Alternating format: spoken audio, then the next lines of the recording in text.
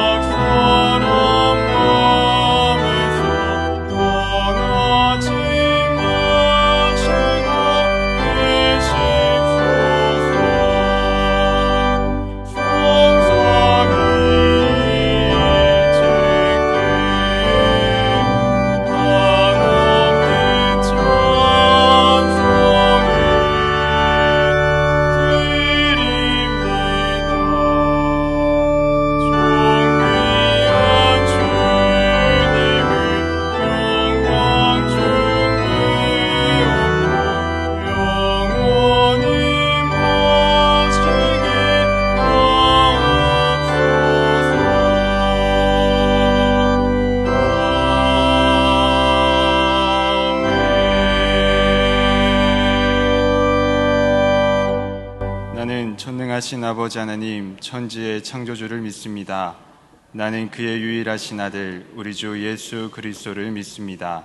그는 성령으로 잉태되어 동정녀 마리아에게서 나시고 본디오 빌라도에게 고난을 받아 십자가에 못 박혀 죽으시고 장사된 지 사흘 만에 죽은 자 가운데서 다시 살아나셨으며 하늘에 오르시어 전능하신 아버지 하나님 우편에 앉아 계시다가 거기로부터 살아있는 자와 죽은 자를 심판하러 오십니다. 나는 성령을 믿으며 거룩한 공교회와 성도의 교제와 죄를 용서받는 것과 몸의 부활과 영생을 믿습니다. 아멘.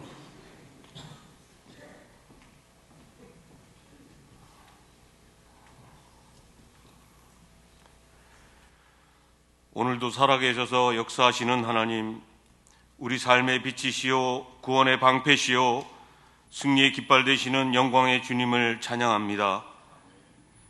귀한 주님의 날을 거룩한 예배의 날로 구별할 수 있는 믿음을 주시고 하나님을 아버지라 부를 수 있는 놀라운 자녀의 특권을 주시니 감사를 드립니다.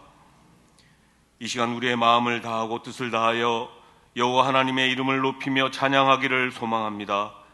주님 드려지는 예배를 통하여 우리의 죄를 진심으로 회개함으로 이전 것은 지나가고 우리의 영혼이 새롭게 되며 깨끗게 되는 은혜를 허락하여 주옵소서. 우리에게 주의 몸된 강석교회를 허락하여 주시고 교회의 지체로서 각자의 역할과 사명을 맡기시고 감당할 수 있도록 직분을 허락하여 주시니 감사드립니다. 우리 사랑하는 강석교회를 섬김과 봉사의 공동체로 사용하여 주시고 세상에서 방황하는 이들에게 진리의 등불을 밝히는 선교 공동체로 주님께서 기뻐 사용하시는 교회로 사용하여 주옵소서. 바라옵기는 이 아름다운 사역에 우리 강석교회 지체 모두가 기쁨으로 동참하게 하시며 이를 통해 우리 강석교회가 좋은 사람이 가득한 좋은 교회가 되게 하시고 빛 대신 주님을 따라 어둠에 다니지 아니하며 생명의 빛을 누리는 은혜와 축복의 삶으로 인도하여 주옵소서. 주님, 우리 교회의 모든 부서들의 예배와 교육들이 살아나며 더욱 부흥되기를 간절히 소망합니다. 어린 세대들이 아버지의 말씀 안에서 양육되어짐으로 믿음의 새로운 세대로 일어나게 하시고 신실하고 성결하여서 성령의 열매를 맺으며 주님 주신 능력으로 세상을 바르게 변화시키는 믿음의 세대들이 될 수 있도록 주님 축복하여 주옵소서. 이를 위해 수고하며 헌신하는 사역자들과 교사들 위해 날마다 새로운 힘을 공급하여 주시며 주님 주시는 은혜와 능력으로 더욱 강하게 붙잡아 주옵소서. 오늘도 담임 목사님으로부터 하나님의 귀한 말씀을 듣게 하심을 감사드립니다. 선포되는 귀한 말씀을 듣는 가운데 하나님의 말씀이 틀림이 없이 우리 마음에 바르게 심겨지게 하시고 귀한 말씀 안에서 묵상하고 기도함으로 하나님께서 우리에게 원하시는 뜻을 바르게 분별할 수 있도록 인도하여 주옵소서. 우리가 갈급해하던 능력의 말씀, 우리를 깨우치는 능력의 말씀으로 축복하여 주시고 들음에서 그치는 것이 아니라 깨어지고 변화하고 행함으로 우리의 생각을 바꾸고 시들었던 우리의 영혼을 살리는 생명의 말씀으로 축복하여 주옵소서. 성도님들의 가정마다 말할 수 없는 탄식으로 기도하는 제목들을 주님께서 아시오니 우리가 낙심치 아니하며 믿음의 경주에서 끝까지 순종하고 인내함으로 하나님의 때에 하나님의 방법으로 귀한 응답의 역사가 있도록 축복하여 주옵소서. 할렐루야 성가대의 아름다운 찬양을 기뻐 받아 주시고 하나님을 찬양하는 성도들의 노래가 끊이지 않는 교회되게 인도하여 주시며 교회를 위해 섬기며 예배를 위해 봉사하는 모든 손길들을 주님 기억하시고 은혜로 채워 주옵소서. 원로 목사님과 원로 장로님, 원로 권사님들의 건강을 지켜주시며 평안한 가운데 주님과 동행하는 삶으로 축복하여 주옵소서. 우리가 오늘을 안전하게 살아가고 있으면 우리의 노력이나 능력이 아니라 오직 주님의 함께하심과 돌보심임을 믿습니다. 우리가 어떠한 어려움이나 고난을 만날 때 주님의 자녀로서 낙담하거나 실망치 않게 하시고 오직 주님께 간구함으로 기쁨의 삶을 살아가게 하옵소서. 하나님께서 사랑하는 자녀들에게 구하며 기도할 수 있는 권세를 주셨음을 잊지 않게 하시고 기도를 통해 세상의 염려와 고난을 이기게 하옵소서. 우리 삶의 인도자 되시는 예수님의 이름으로 간절히 기도드립니다. 아멘.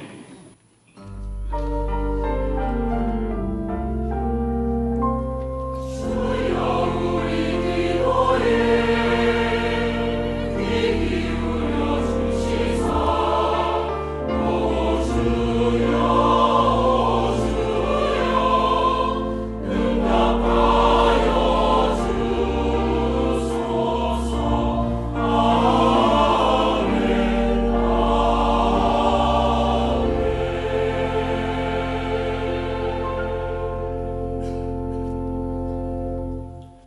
오늘 3부 예배에 오신 새 가족을 소개하겠습니다. 자진해서 오신 김혜자 집사님, 자리에 잠시 일어나 주시기 바랍니다. 네, 박수로 환영하며 축복하겠습니다. 자리에 앉아 주시기 바랍니다. 예배 후에 새 가족실에서 뵙겠습니다. 교회 소식을 말씀드리겠습니다. 오늘은 종교개혁주일이며 기관의 날입니다. 다음 주일 오전 예배는 성찬식이 있습니다. 강서 지방의 성결인 전도 대회가 다음 주일 오후 2시 본교회당에서 있습니다. 강사는 김장환 목사님이십니다.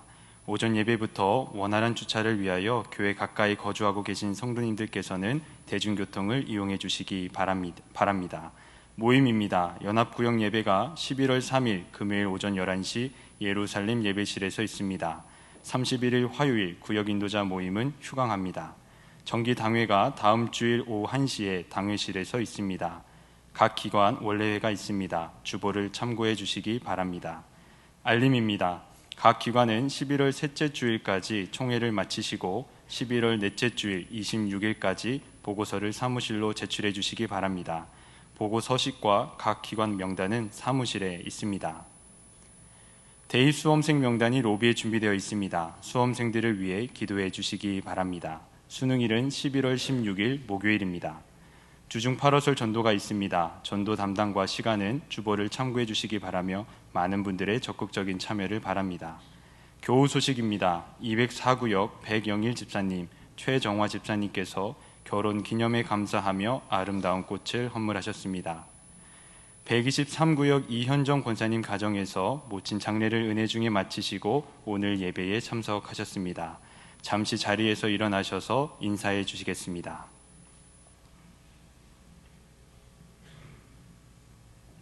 자리에 앉아 주시기 바랍니다. 장례를 당한 가정을 위해 기도해 주시기 바랍니다. 이 시간 찬송 585장 부르시면서 봉헌하시겠습니다.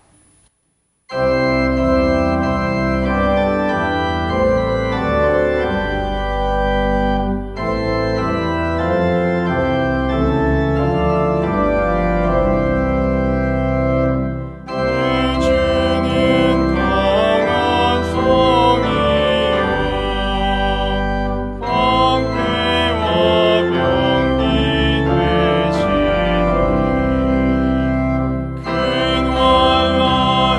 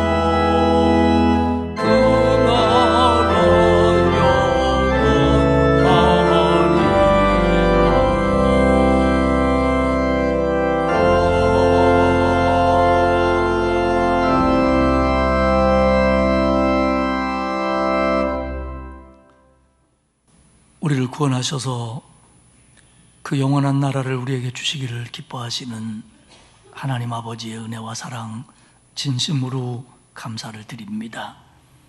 하루하루 한 주간을 지켜주셨고 오늘 복되고 거룩한 주일을 우리에게 허락하사 종교개혁 기념주일로 지키게 하시니 감사합니다.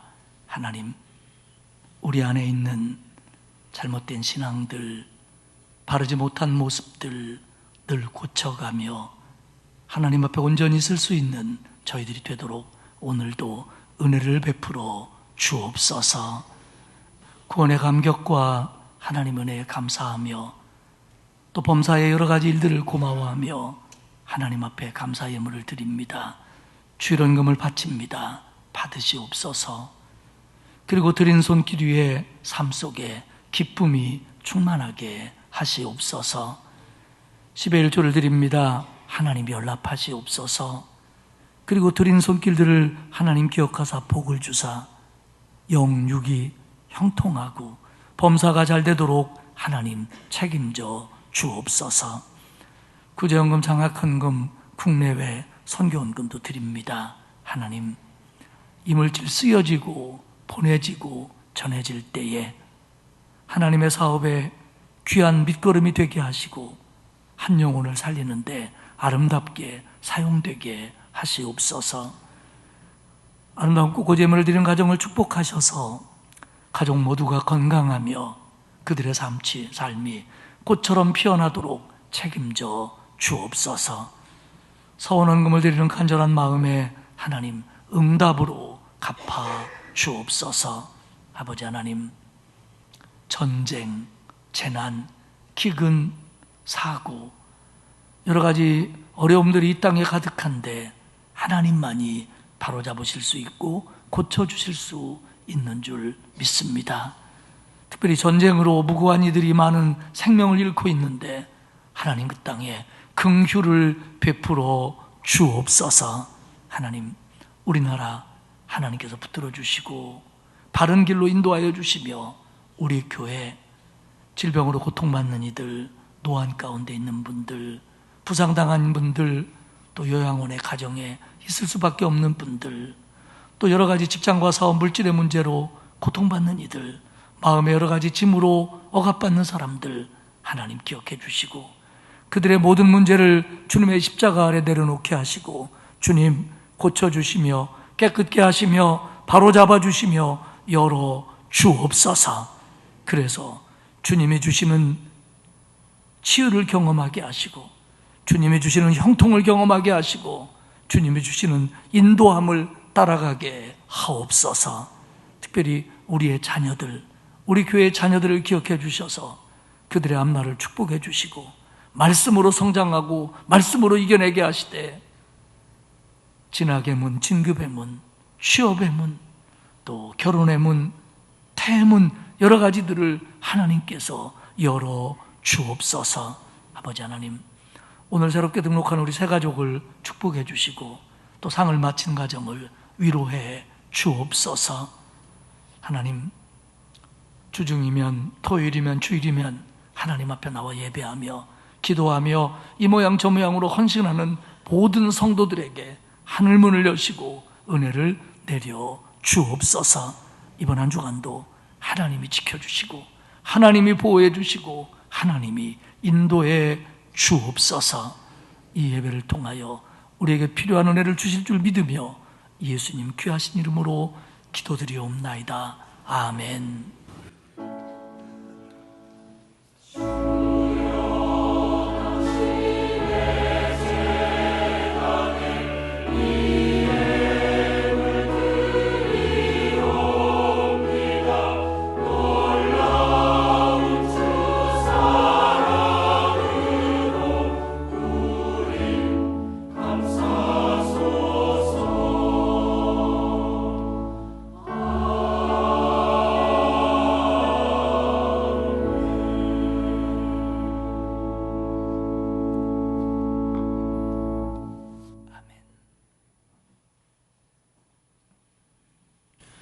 오늘 우리에게 주신 하나님의 말씀은 요한계시록 2장 8절에서 11절까지의 말씀입니다. 요한계시록 2장 8절에서 11절까지의 말씀입니다. 신약 성경 400페이지입니다. 봉독하겠습니다.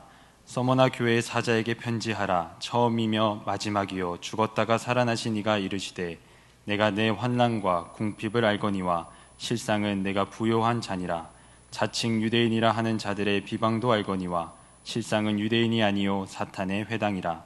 너는 장차 받을 고난을 두려워하지 말라. 볼지어다 마귀가 장차 너희 가운데에서 몇 사람을 옥에 던져 시험을 받게 하리니 너희가 10일 동안 환난을 받으리라. 내가 죽도록 충성하라. 그리하면 내가 생명의 관을 내게 주리라. 귀 있는 자는 성령이 교회들에게 하시는 말씀을 들을지어다. 이기는 자는 둘째 사망의 해를 받지 아니하리라. 아멘. 할렐루야 찬양대에 손뼉 치며 찬양의 찬양 후에 담임 목사님께서 서머나 교회 생명의 관을 내게 주리라는 제목으로 말씀 증거하시겠습니다.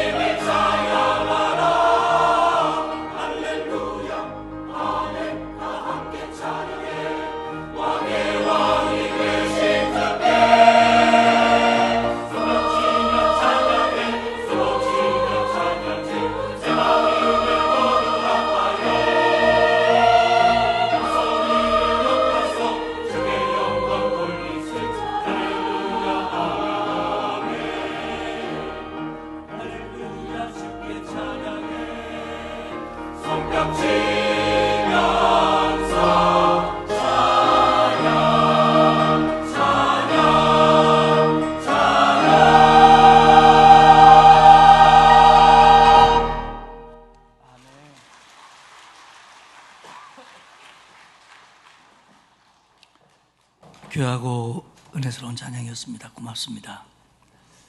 오늘은 506주년을 맞는 종교개혁 기념주일입니다.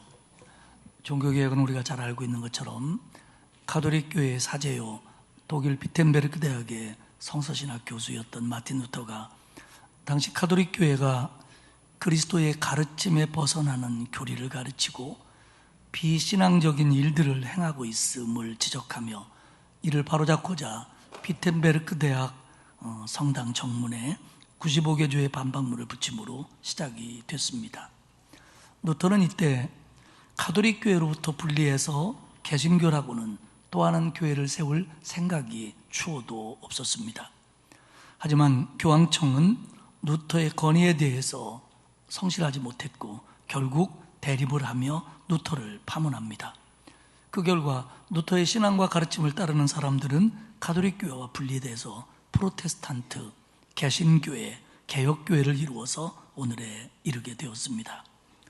루터가 95개조 반박문을 붙인 날이 1517년 10월 31일입니다. 그 후에 모든 개신교회는 10월의 마지막 주일을 종교개혁 기념주일로 지키고 있습니다. 마틴 루터는 캐톨릭의 사제였습니다. 신부였습니다. 그리고 30세에 비텐베르크 대학의 성서신학을 가르치는 교수가 되었습니다. 가톨릭 교회의 권위와 가르침에 성실하게 따랐던 사람입니다. 하지만 루터가 늘 가지고 있던 고민은 자신의 죄에 대한 죄책감이며 자신이 영적으로 자유함을 누리지 못하다는 것이었습니다. 죄를 고백했고 선행을 했고 금식을 하고 기도를 해도 가톨릭 교회의 모든 가르침과 규율을 따르는데 영적인 자유함이나 영적인 만족함이 없었습니다. 물론 그 당시에 가톨릭 교회가 여러 모양으로 부패했다고 하는 것은 세계사가 얘기를 하고 있습니다만은 가톨릭 교회가 그 당시에 믿음으로 구원받는 게 아니다, 행위로 구원받는 거다, 그렇게 공식적으로 가르치지는 않았습니다. 하지만 마치 믿음보다는 어떤 행위를 해야만 의롭다함을 받고 그리고 신앙의 레벨이 올라가는 듯한 그런 가르침이 있었고, 그런 것 속에서 루터는 자유함을 누릴 수가 없었습니다. 그러던 중에 루터는 기도 생활과 말씀을 좀 깊이 했고요, 특별히 로마서를 연구하면서 큰 감동을 받게 되는데, 그 중에 대표적인 규절이 로마서 1장 17절입니다. 종교개혁의 핵심이 담겨져 있는 유명한 규절로 알려져 있습니다. 복음에는 하나님의 의가 나타나서 믿음으로 믿음에 이르게 하나니 기록된 바 오직 의인은 믿음으로 말미암아 살리라 함과 같으니라. 인간의 의롭다함을 받는 것, 인간의 의라고 하는 것은 인간 자신에게서 나오는 것이 아니고 하나님이 주시는 의이고 믿음으로 사는 자에게 주시는 하나님의 선물이다 라는 걸 깨닫게 됩니다. 우리가 믿고 있는 바지요.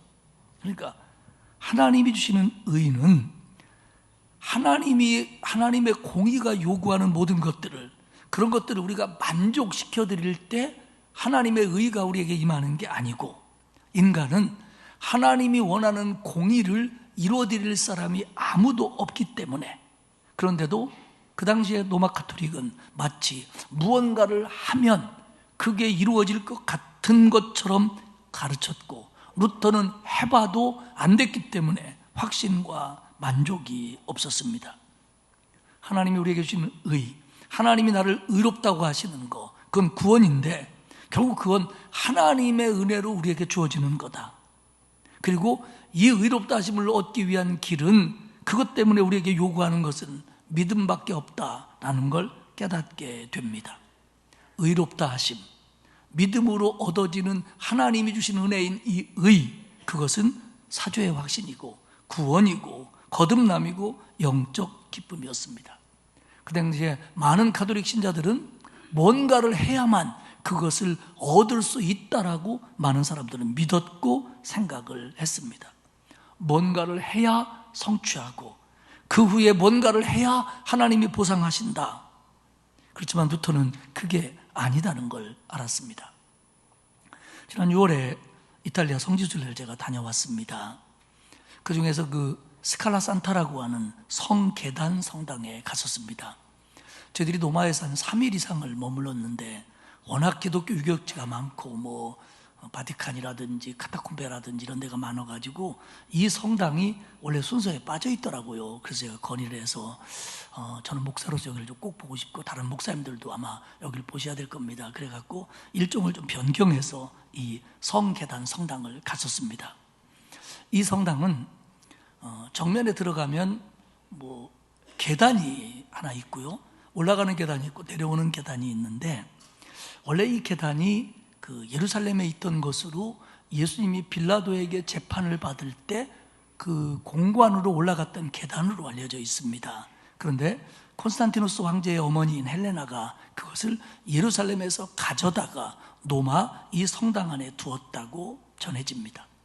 이 계단이 28개의 대리석 계단인데, 지금도 많은 가톨릭 신자들은 루터 때도 그랬고요, 그 계단을 무릎 꿇고 올라가면서 주님의 고난에 동참한다 이렇게 생각을 했습니다. 저게 이제 올라가면 왼쪽에 있는 계단인데 전부 저렇게 무릎을 꿇고 올라가고 있고 저기를 올라가기 위해서 많은 사람들이 줄을 서 있습니다.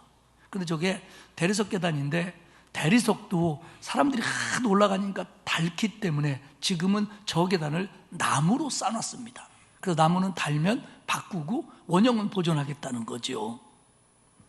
루터 당시에도 뭐 저런 계단을 오른다든지 하는 로마의 성지순례가 굉장히 중요하게 여겨져 있었는데, 뭐 여행하면서 은혜를 받는다는 개념이 아니고 그것을 해야만 어떤 영적인 성취를 이룬다, 그렇게 믿고 그런 의미에서 많은 사람들이 로마의 성지순례를 가곤 했습니다.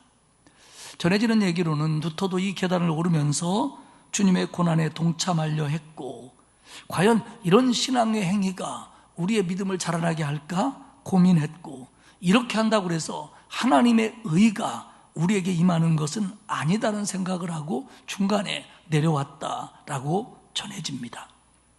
결국 루터는 많은 고민과 기도 그리고 말씀 연구를 통해서 우리가 믿고 있는 지금의 은혜들, 하나님이 의롭다 하시는 것은 하나님이 우리에게 주는 선물이지 우리가 무슨 자격을 갖추고 우리가 무엇을 행해서 얻어지는 게 아니다라는 것을 루터는 깨닫고 그 복음을 앞세우다가 결국 교황청으로부터 파문을 당합니다. 물론 예수 믿고 구원받은 후에는 신앙인다운 행위가 필요합니다. 그러나 이 행위는 하나님이 주신 은혜에 감사하는 행위이지, 내가 이 행위를 함으로써 하나님의 것을 어떤 것을 얻어낼 수 있다라고 하는 것은 이건 전후가 바뀐 거라는 거죠. 그 이슬람교에서는 그 무슬림들의 5가지 기둥이 있습니다. 무슬림, 그러니까 이슬람 교도들이 꼭 해야 될 5개 기둥인데, 이것은 사실 이슬람에서 강조하는 구원의 조건이나 다름없습니다. 그 중에 뭐냐면 신조를 암송하는 거, 하루에 5번씩 정해진 시간에 기도하는 거. 그래서 그들은 아침에 아잔이 나오면 기도하기도 하고 근무처에도 기도실을 만들어 놓고 그 시간이 되면 정확하게 기도를 합니다. 그리고 구제하는 거, 그리고 라마단 기간에 금식하는 거, 그리고 5번째가 성지순례입니다. 이것은 이슬람 교도의 5개의 기둥이라고 그러는데 이게 구원의 조건이나 다름없어요. 이 중에 특별히 성지순례는 사우디아라비아의 메카를 다녀오는 건데요, 그 이슬람의 경전인 코란에는 메카의 성지를 일생에 한 번 이상 순례하는 게 의무이다, 이렇게 정하고 있습니다. 근데 이들이 이 성지순례를 다녀오는 걸 얼마나 중요하게 여기냐면 이 메카를 갔다 오는 것을 하지라고 부릅니다. 뭐 동지하지 않은 그런 하지가 아니고 하지인데, 이게 보통 6월 말에서 7월까지 이루어지는데 이 하지 기간이 되면 전 세계의 이슬람 교도들이 메카로 몰려들기 때문에 가끔 뉴스에 보면 뭐 깔려 죽는 사람, 사고 나는 게 빈번합니다. 어떤 그 돌을 돌거든요. 근데 이걸 하지라고 부르는데, 그 이슬람 교인 중에서 성지순례를 갔다 오면 그들에게 존칭을 붙여줍니다. 이름 앞에다. 그게 알-하지입니다. 그래서 제가 그냥 신앙생활할 때는 이덕한이고, 메카를 다녀오면 알-하지 이덕한으로 한 등급이 올라가는 겁니다. 그만큼 소중하게 여겨요. 그런데 제가 이번에 우리 교회 50주년 기념으로 인도네시아 말라 스탄신학교에 우리 강서 미션센터를 세웠잖아요. 그 봉헌식을 마치고 2시간 동안 차를 타고 와서 인도네시아의 수라바야라는 곳에 옵니다. 거기서 비행기를 타고 싱가포르를 거쳐서 이제 귀국하려고 왔는데, 수라바야는 큰 도시예요. 근데 그 근처에 공항이 없다 보니까 이 공항을 많이 이용하는데, 거기서 저는 놀라운 걸 봤습니다. 그때가 하지 기간이 아니었습니다. 9월이니까. 그런데 뭐 어떤 사람들이 옷을 똑같이 입고 똑같은 가방을 들고 막 공항에 몰려드는데 너무 많은 거예요. 이게 뭐냐 그랬더니 같이 간 선교사가 하는 말이, 저 사람들이 지금 메카로 성지순례를 가는 거라는 거예요. 근데 보니까 제가 딱 봐도 이분들이 무슨 여행을 자주 가거나 그럴 만한 행색이 아니에요. 목사는 이제 오래 하다 보니까 관상을 좀 보거든요. 근데 굉장히 가난해 보여요. 그래가지고 옷도 다 맞춰 입고, 그 옷도 제가 보기에는 뭐 좋은 옷은 안 같아요. 캐리어도 전부 똑같은 색으로 하고요. 한번 좀 보세요. 이 사람 말고요. 이게 전부 4그룹이 다른 그룹인데 저런 그룹이 한 10개쯤 되는데, 이쪽은 빨간색으로 옷 입고 뭐 목도리하고 캐리어 들고, 저쪽은 파란색으로 하고 이쪽은 주황색으로 하고, 이런 사람들이 공항을 가득 채운 거예요. 그래서 물어봤어요. 저 사람들이 지금 어떻게 된 거냐 그랬더니 저 평생에 한번 성지순례를 가기 위해서 적금을 든답니다, 가난한 사람들이. 그리고 금융상품도 있대요. 미리 구워주고 평생 갚는 거, 몇 년 거치 몇 년 상환, 이런 식으로. 그래가지고 저걸 하면 저때 뭐 가방 납품하려고 뭐 여행사가 맡으려고 뭐 굉장히 막 이권이 개입되고 저게 동네마다 난리도 아니랍니다. 그런데 그렇게 기쓰고 다녀오려고 하는 거예요. 왜? 그걸 해야 구원받는다고 배웠기 때문에 그런 거예요.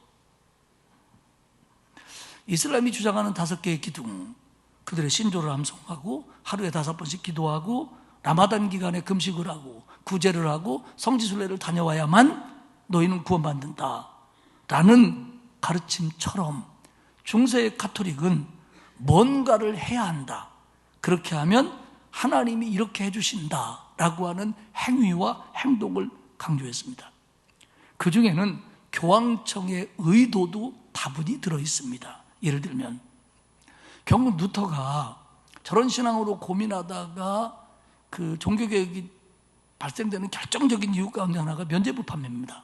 면죄부 판매는 로마 교황청에 있는 바티칸에 있는 베드로 성당, 그 성당을 짓다가 돈이 부족했고, 그래서 그 돈을 마련하기 위해서 전 유럽의 성도들에게 면죄부를 팔았습니다. 근데 이 면죄부가 먹혀들일 수 있는 가톨릭의 교리가 뭐냐면, 우리는 지옥, 천당 이렇게만 얘기하지만 가톨릭에서는 중간 단계인 연옥을 얘기합니다. 그래서 천국으로 못 간 어설픈 신앙인들은 연옥에 머물러 있다는 거예요. 지금 걱정하는 분들 계세요. 예.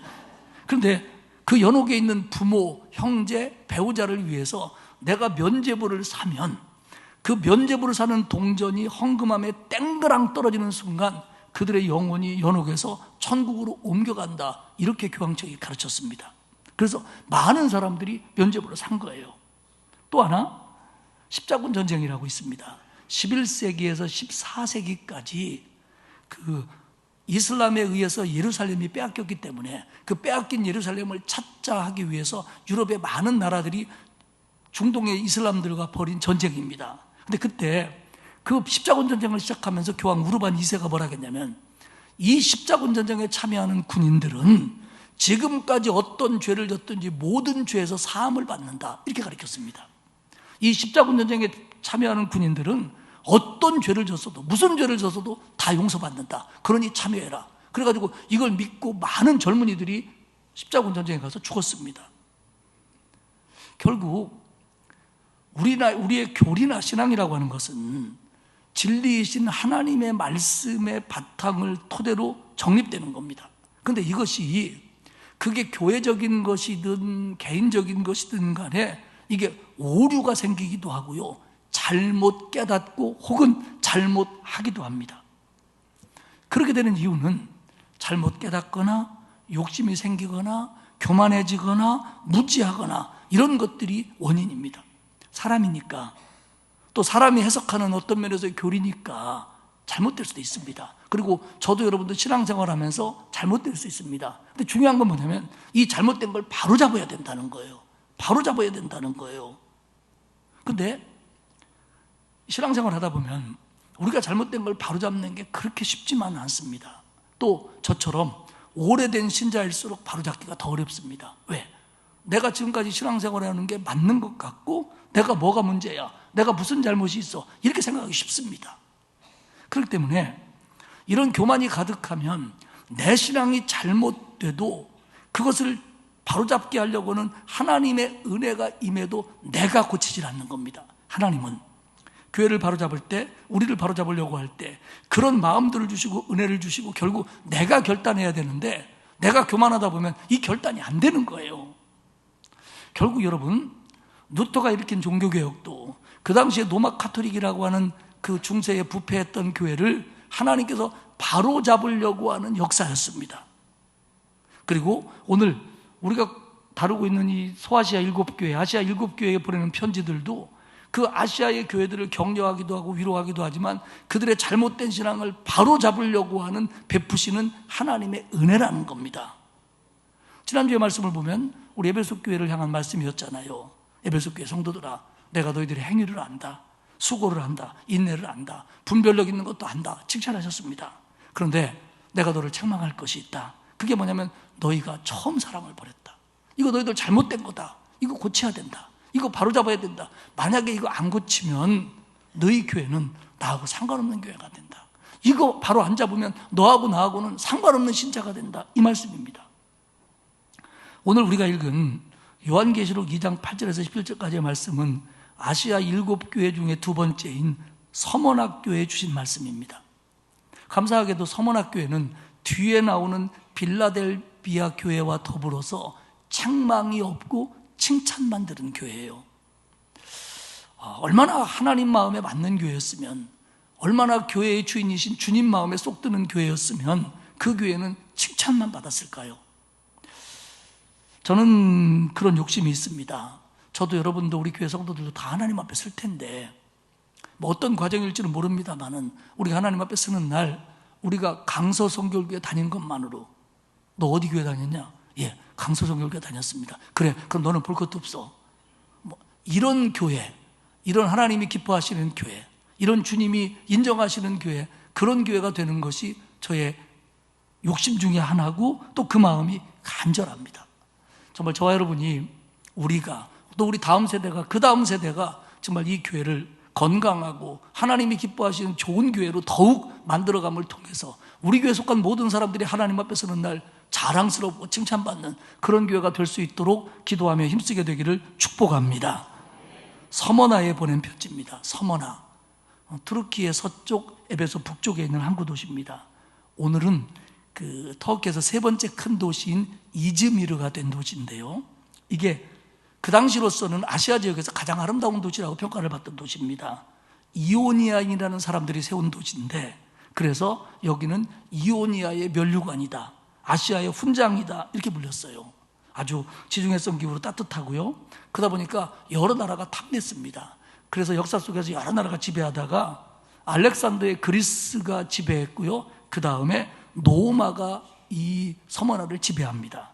그러게 노마가 지배하다 보니까 터키 땅이지만 노마의 보호를 받았고요, 노마 황제로부터 자치도시로 인정받습니다. 그러다 보니까 이 서머나 사람들은 어떻게 하면 노마에게 잘 보일까, 노마에게 충성했고 노마의 신전, 뭐 여신 신전이든 황제 신전이든 이런 걸 세우는데 아주 열심을 내어 충성 경쟁에 선봉에 섰던 도시가 서머나입니다. 게다가 AD 70년에 예루살렘이 망하면서 예루살렘에 살던 많은 유대인들이 서머나로 이주해 왔습니다. 서머나 교회를 말할 때 빼놓을 수 없는 사람이 한 분 있는데, 그 사람이 바로 폴리캅이라는 사람입니다. 이 폴리캅은 사도 요한의 제자였고 훗날 서머나의 감독이 됩니다. 근데 지금 요한계시록이 쓰여질 때도 박해가 있었지만 이 뒤에 이제 폴리캅이 감독을 맡아서 목회할 때 박해가 심해집니다. 그래갖고 많은 사람들이 옥에 갇히고 순교를 당했는데 이때 폴리캅도 잡힙니다. 서머나의 총독이 폴리캅의 인품을 알기 때문에 이렇게 얘기합니다. 당신 나이를 생각하십시오. 두 번도 아니고 딱 한 번만 황제를 주님이라고 고백해 주십시오. 여기서 이 많은 사람들이 보는 데서 황제가 주님이라고 한 번만 고백해 주십시오. 그 다음엔 안 해도 좋습니다. 그러면 내가 당신을 살려주겠어. 근데 폴리캅이 유명한 얘기를 합니다. 지난 86년간 예수 그리스도는 나에게 한 번도 해롭게 한 적이 없습니다. 어떻게 내가 나를 구원하신 나의 주님께 불명예를 돌릴 수 있단 말입니까? 이게 폴리캅이 남긴 유명한 말입니다. 그래서 총독은 그러면 어쩔 수 없어. 그래서 화형을 명령합니다. 폴리캅은 그때 그렇게 기도했답니다. 사랑하는 주님, 저에게 주님의 고난에 동참할 수 있는 은혜를 베풀어 주시니 정말 감사합니다. 노마의 도시들 가운데 특별히 더 박해가 심했던 도시가 바로 이 서머나였습니다. 오늘 주님은 서머나 교회에 편지하면서 주님을 이렇게 표현합니다. 8절에 보면 서머나 교회의 사자들에게 편지하라. 처음이요 마지막이요 죽었다가 살아나신 이가 이르시되. 주님을 두 가지로 표현합니다. 처음이요 마지막이신 그리스도. 무슨 얘기입니까? 주님이 역사를 주관하신다. 주님이 역사를 이끌어 가신다. 주님이 통치하시는 거다. 노마가 하는 거 아니다. 그 말이고요. 죽었다가 살아나시니, 죽음이라는 거, 죽음 너머에 있는 거, 죽음 권세 다 주님 손에 있다. 이거 주님 거다. 그들이 너희들을 어찌하지 못한다. 그들이 너희들을 죽인다고 할지라도 살아나신 이가 너희들에게 영생을 줄 거다. 그런 의미입니다. 그러면서 그분이 그들을 위로합니다. 9절에 보면 내가 내 환난과 궁핍을 알거니와 실상은 내가 부요한 자니라. 너희들이 환난 당한다는 거 안다. 환난. 여기서 이 환난의 의미는 핍박, 박해 그런 의미인데 원뜻은 뭐냐면 감당할 수 없는 무게에 짓눌리답니다. 그러니까 너희들이 지금 환난을 견뎌내기 어려울 정도로 너희들을 짓누르고 있다는 걸 내가 안다. 그리고 궁핍을 안다. 가난인데요. 헬라어 프토코스인데 이게 우리말로 와닿게 표현하면 어떤 가난이냐면 찢어지게 가난한 겁니다. 정말 가난한 겁니다. 극심한 가난입니다. 그러니까 근데 중요한 건 뭐냐면 서머나에서 그리스도인들이 가난했는데 이 가난이 뭐 일을 못하고 일을 안 하고 게을러서 당하는 가난이 아니라 이게 핍박의 결과였다는 겁니다. 무슨 얘기냐면 그 유대인들은 서머나 유대인들이 많이 살았습니다. 근데 그 중에 이제 아주 일부 유대인들이 예수님을 믿었고 이들이 유대인과 이방인들에게 전도하고 있잖아요. 그러면 이 많은 유대인들, 예루살렘이 망해서 이쪽으로 이주해 온 유대인들의 생각은 뭐냐면 저들이 자신들이 지금까지 지켜왔던 율법을 파하고 있고 유대인들의 손에 의해서 범죄자로 낙인 찍혀 십자가에 달려 죽은 죄수인 예수를 메시아라고 믿고 있다. 이런 거에 대해서 유대인들이 화가 나 있는 거예요. 말도 안 되는 얘기를 한다. 이건 유대인을 모욕하는 거다. 그러면서 반대를 했고 이 유대인들이 흩어져서 살면서도 악착 같고 머리가 좋기 때문에 역사 속에서 유대인들이 돈을 잘 벌었습니다. 그런데 그들은 돈이 있지만 힘이 없으니까 이 돈과 또 어떤 지역사회에서의 힘을 가지고 그 지역사회를 다스리는 이방인들에게 어떤 그 좋은 인상을 주고 예를 들면 여기서 그 이방인들이 황제 숭배를 하니까 이들은 황제 숭배를 약간은 동조하면서 기독교인들은 황제 숭배 안 합니다. 그런데다가 거짓으로 고발까지 해가지고 이 유대인들에 의해서 같은 유대인인 기독교인 혹은 이방인 기독교인들이 유대인들의 고발에 의해서 핍박을 많이 당합니다. 이런 것들이 유대인들이 이방인 관리들을 통해서 기독교인을 핍박하는 내용들이 사도행전을 보면 거의 빈번하게 나타나요. 그러다 보니까 감옥에 가고 재산을 뺏고 벌금을 물리고 이런 것 때문에 기독교인들이 가난해지는 거예요. 그리고 그 당시에 길드라고 하는 상업조합들이 도시마다 성행을 했는데 그러니까 카르텔이죠.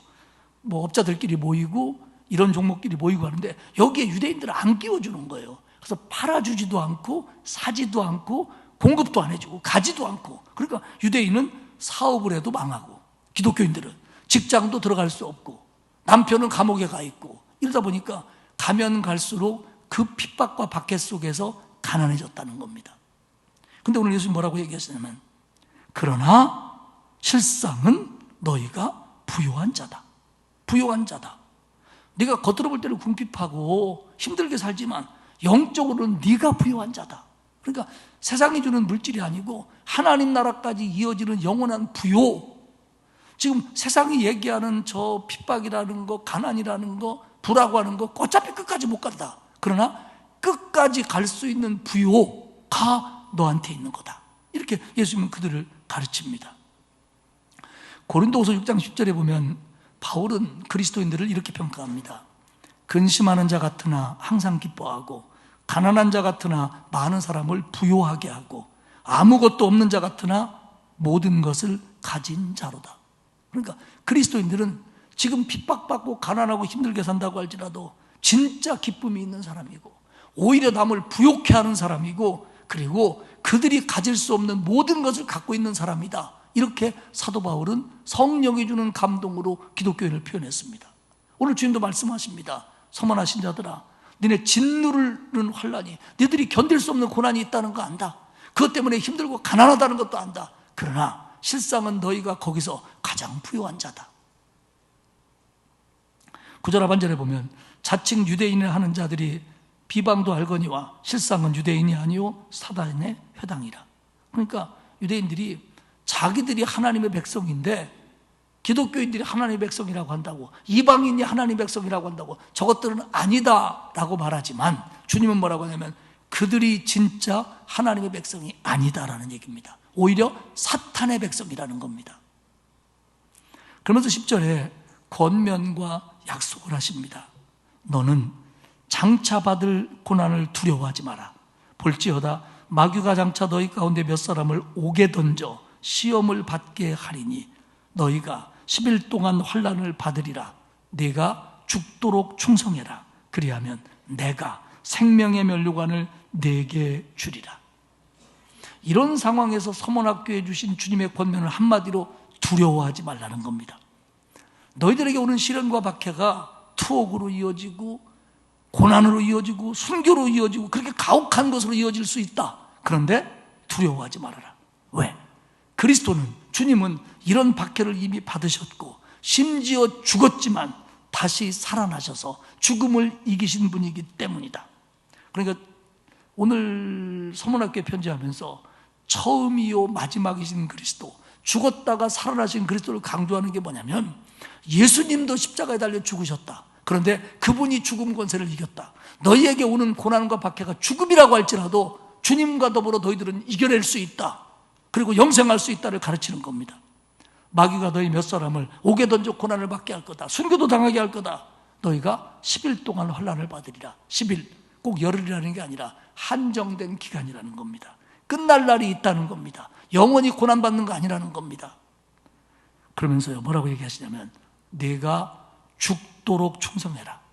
죽도록 충성해라. 그러면 내가 생명의 면류관을 네게 주리라. 우리는 이 죽도록 충성하라를 상징적인 의미로 받아들여서 어떤 경우에도 충성해라, 끝까지 충성해라, 이런 의미로 받아들입니다. 틀리지 않습니다. 그러나 그들에게는 이 말이 은유가 아닙니다. 상징이 아닙니다. 정말 죽을 수 있다는 겁니다. 아니, 정말 죽었습니다. 너희들을 죽여도, 너희들이 죽어도 예수를 부인하지 말아라. 너희들에게 죽음이 온다고 해도 신앙에 바로 서라. 그러면 내가 생명의 관을, 영생의 관을, 천국의 관을 너에게 씌워줄 거다. 주님 말씀하시는 거예요. 죽음, 영생, 천국 내 손에 있다. 그러니 너희들이 나를 잃으면 다 잃는 거다. 너희들이 나를 배신하면 이 모든 것이 너희 것이 될 수 없다. 그러니 죽는다 하더라도 나를 따르라. 그러면 내가 이걸 너희에게 주마. 약속하시는 겁니다. 생명의 관은 성도들이 주님 만나는 날 받을 영광과 상급의 성격을 말합니다. 근데 이 면류관이요, 로마 황제들은 면류관을 썼습니다. 근데 이 왕이 쓰는 면류관이 아니고 승자가 쓰는 면류관입니다. 그러니까 그리스 로마 사회에 마라톤이라든지 이런 고대 올림픽 같은 경기들이 있었고요. 그때 우승자들에게 이 승리의 월궤관을 씌워주는데 그 상징입니다. 그러니까 너희들이 세상에서 믿음으로 승리하고 왔기 때문에 내가 승자에게 주는 관을 씌워주겠다. 그게 뭐냐? 생명의 관이다. 영생의 관이다. 천국의 관이라는 겁니다. 그러면서 11절에 얘기합니다. 귀 있는 자는 성령이 교회들에게 하시는 말씀을 들을지어다. 이기는 자는 둘째 사망의 해를 받지 아니하리라. 둘째 사망. 그러면 사망이 두 개가 있다는 겁니다. 하나는 첫 번째 사망, 우리의 육신이 죽는 겁니다. 두 번째 사망, 죽은 자들이 기쁨의 부활로 나오든 처벌을 받기 위한 부끄러운 부활로 나오든 나와서 이제는 두 번째 사망이 이르는데, 두 번째 사망은 죽는 게 아니라 영원한 형벌입니다. 그러니까 이게 우리가 말하는 지옥이고, 요한계시록 21장 8절에 하면 불과 유황으로 타는 못에 던져지는 겁니다. 차라리 죽으면 좋죠. 죽지 않는 겁니다. 근데 이걸 둘째 사망이라고 표현합니다. 영원한 형벌. 그러니까 이기는 자는 영원한 형벌에 이르지 않고 영원한 생명을 얻는다. 근데 지는 자는 영원한 형벌에 이른다라고 하는 주님의 말씀이고, 이거는 똑바로 들어야 된다라고 오늘 우리에게 얘기를 해 주십니다. 야고보서 1장 12절에 보면 시험을 참는 자는 복이 있나니 이는 시련을 견디어낸 자가 주께서 자기를 사랑하는 자에게 약속하신 생명의 면류관을 얻을 것이기 때문이다. 그러니까 고난이 오고 환난이 와도 그걸 참고 신앙을 지키는 사람이 왜 중요하냐? 하나님이 약속한 면류관을 주기 때문이라는 겁니다. 그 서머나 오늘의 튀르키예 이즈미르에 가면 폴리캅 순교 기념교회가 있습니다. 근데 그 지하에 폴리캅 순교 기념 예배당이 있는데 지금도 거기서 예배가 드려지는데요. 그 지하에 가면 천정에 그 폴리캅이 순교하는 성화가 있다고 그럽니다. 저도 보지는 못했습니다. 제가 갔을 때는 문을 잠그고 들여보내주지 않더라고요. 그래서 들어가지를 못했습니다. 근데 그 성화를 보면 천정에 걸려있는 성화인데 그 그림에 거기 사람이 한 서너 명밖에 안 나와요. 폴리캅하고 뭐 총독으로 보이는 사람 나오는데 왼쪽 그림에 왼쪽 끝자락에 낯설은 사람 하나를 그려놨습니다. 이 그림을 그리는 화가가 레이몽드 페레라고 하는 사람인데 많은 사람들이 생각할 때 그 모습이 레이몽드 페레라는 거예요. 이 사람들과는 옷이 좀 다르고 좀 시대도 구분돼요. 근데 그 사람이 그걸 그리면서 뭐냐면 그런 마음이었다는 겁니다. 하나님, 나도 폴리캅처럼 이기는 신앙인이 되겠습니다. 하나님, 나도 이기는 신앙인이 되게 해주십시오 라고 그 폴리캅 순교하는 그림을 그리면서 자기를 거기다 그려놨다는 겁니다. 서머나교회 성도들은 유대인들의 모함에 의한 친로마적인 관리들의 박해로 극심한 핍박에 임했고, 사실 이 요한계시록을 서머나에서 받아 읽었던 독자 가운데 대표가 폴리캅이었을 걸로 봅니다. 그러니까 그 당시만 해도 순교가 핍박이 그 정도는 아니었는데 점점 더 심해진 거지요. 근데 이들은 이런 것들을 겪으면서 극심한 가난으로 떨어졌습니다. 그러나 그들은 이겨냈고 끝까지 주님을 붙들었고, 그래서 하나님 앞에 인정받는 사람들이 됐다는 거죠. 그러나 모두가 그렇지는 않았을 겁니다. 신앙생활을 한다고 했지만 그 박해와 그 가난을 이겨내지 못하고 진 사람도 있었을 겁니다. 주님을 부인하고 배교하고 하나님의 곁을 떠난 사람도 얼마든지 있었을 겁니다. 그러면 사탄은 서머나에서나 그때나 동일하게 이 시대에도 우리를 주님에게서 멀어지게 만들고 주님을 배교하게 만들려는 노력을 합니다. 그렇기 때문에 우리는 이런 것들로부터 이기는 신앙이 돼야 되는데, 그래야 하나님 앞에 서는 날 면류관을 받는데, 잘 생각해 보세요. 이 땅에 살면서 예수 믿어서 건강한 사람도 있고 돈 많이 버는 사람도 있고 그렇습니다. 근데 이걸로 끝난다면, 만약에 천국이 없고 이걸로 끝난다면, 하나님이 살아계시다면 교회 다니는 사람 모두에게 이걸 줘야 됩니다. 왜? 하나님을 믿으니까. 하나님 모든 걸 갖고 계시니까. 그러니까 이 땅에 사는 동안 모두에게 건강 줘야 되고, 시험만 보면 수능일 기도해야 할 것도 없어. 다 붙어야 돼. 그리고 돈 다 잘 벌어야 돼. 이게 다라면. 그런데 하나님은 우리가 알고 경험하는 것처럼 그렇게 안 하십니다. 그렇게 하기도 하고 그렇게 안 하시기도 해요. 근데 제가 믿는 것은 그렇게 하든 그렇게 안 하든 간에 이 모든 것들을 하나님이 합력해서 저걸 주신다는 거예요. 그게 뭐냐? 생명의 면류관이고, 그게 천국이고, 그게 상급이고, 그게 진짜입니다. 그러니까 이 진짜를 주시려고 이 기간 동안 너희들이 고난이 심한 줄 알지만 그건 가벼운 거다. 그건 경한 거다. 그건 이겨내야 될 거다 라고 말씀하시는 거예요. 근데 우리는 약해서 이 기간 동안 지는 거예요. 고난이 오면 지고요, 시련이 오면 지고요, 핍박이 오면 지고요, 유혹이 오면 지고요, 어떤 때는 교만해서 지고요, 어떤 때는 유혹 때문에 지고요. 지난 몇 년간은 코로나한테도 졌어요. 이거에게 져서 하나님에게서 떠나고 신앙을 버리고 교회에서 멀어지고 결국 앞뒤 다 뛰고, 오늘 말씀대로 그대로 얘기한다면 이기는 자는 둘째 사망의 해를 받지 않는다. 반대로 얘기하면 지는 자는 둘째 사망의 해를 받는다는 거예요. 무엇한테 지든지 간에. 서머나는 그게 박해였고 핍박이었고 투옥이었고 가난이었습니다. 그러면 우리를 지게 만드는 게 뭐냐는 거죠. 우리가 이것들에게 지면, 그래서 우리의 신앙이 엉터리가 되고 말로만 예수 믿는 사람이 되고, 그리고 교회에서 멀어지는 사람이 되고, 이렇게 된다면 우리도 그들의 전철을 밟을 수밖에 없다는 겁니다. 말씀을 마치겠습니다. 환난과 고난, 시련, 우리를 지게 만드는 요소입니다. 아니, 지게 하려고 하는 요소입니다. 세상의 풍조와 유혹 마찬가지입니다. 우리를 지게 만들려고 하는 것들입니다. 나 자신의 욕심, 교만, 욕망, 세상 사랑 다 마찬가지입니다. 그런 것들이 시대를 따라 모양을 바꿔가게 하며 우리의 신앙을 지게 만들려고 합니다. 주님 말씀하십니다. 죽도록 충성해라. 그게 뭐라고 그래도 너는 그것에게 지지 말아라. 끝까지 신앙 지켜라. 이기는 자에게는 반드시 내가 생명의 면류관을 주리라. 그래서 이겨야 되는 겁니다. 그게 뭐든. 서문학교의 교인들이 상대하기에는 그 핍박과 가난은 너무 컸어요. 그럼 이 시대에도 우리를 유혹하는 것들, 시대적인 풍조, 또 우리에게 개인적으로 다가오는 어려움들이 어쩌면 우리가 이겨내기 힘든 것들일지 모릅니다. 신앙으로 그걸 이겨내기 벅찰 수도 있습니다. 그래서 지기도 하지요. 근데 여러분 기억하십시오. 죽도록 충성해라. 다시 말씀드립니다. 그들에게는 이것이 은유가 아니었습니다. 상징이 아니었습니다. 정말 죽인다고 해도 죽여도 충성해랍니다.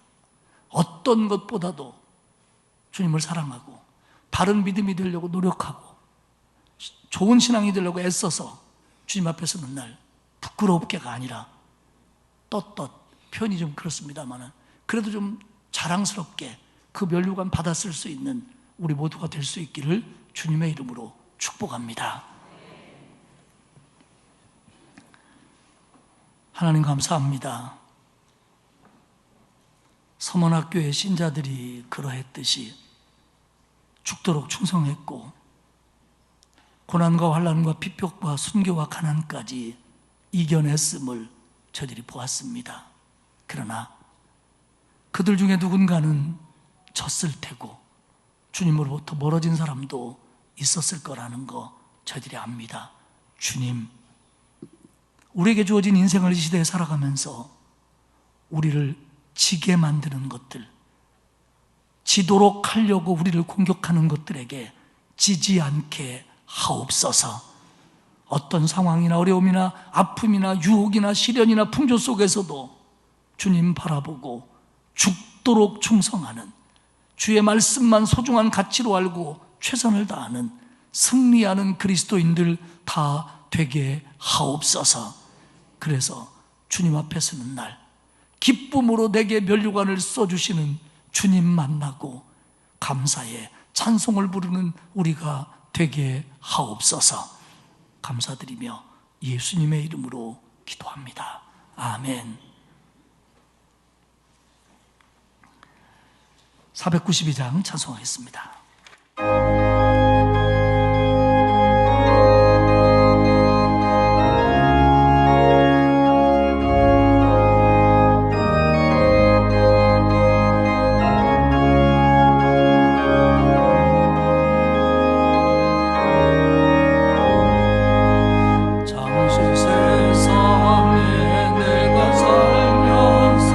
항상 찬송 부르다가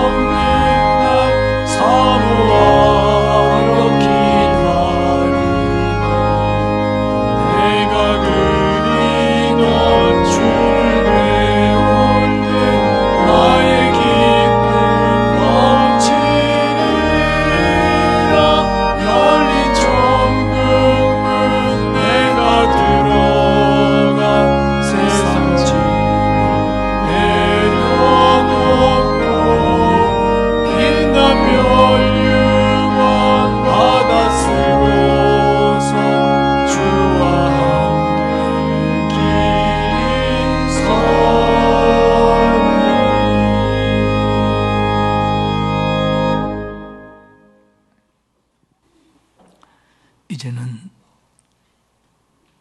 우리에게 생명의 면류관을 주시기를 기뻐하시는 나의 주님 예수 그리스도의 은혜와 하나님 아버지의 크신 사랑하심과 성령님의 감화감동 위로 교통하시는 역사가 우리를 지게하고 우리를 넘어뜨리려고 하는 것들이 많지만 그런 속에서도 죽기까지 주님을 따르며 이기는 사람 되고 싶습니다 라고 기도하며 다짐하며 이 성전을 떠나는 온 성도들 머리머리 위에와 그 가정과 자녀와 일터 위에와 그리고 우리 교회와 이 나라 위에 이제로부터 영원까지 함께 하옵시기를 간절히 축원하옵나이다. 아멘.